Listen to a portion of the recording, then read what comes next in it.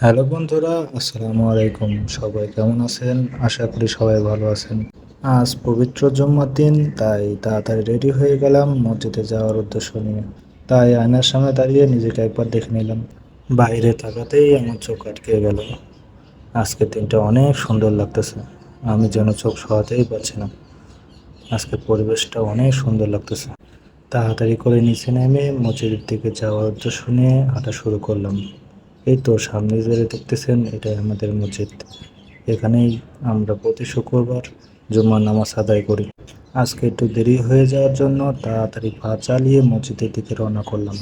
মসজিদের কাছে যেতেই হুজুরের কণ্ঠ কানে এসে লাগলো। আজকে হুজুর অনেক সুন্দর করে আলোচনা করতেছে। তাই দেরি না করে পা চালিয়ে মসজিদের ভিতরে প্রবেশ করলাম। এই তো আর একটু সামনেই মসজিদের প্রধান দরজা। তাই দেরি না করে চলে গেলাম দরজার সামনে এবং দরজা খুলে ভেতরে প্রবেশ করলাম। ভেতরে প্রবেশ করে দেখি মসজিদে অনেক জায়গা আছে।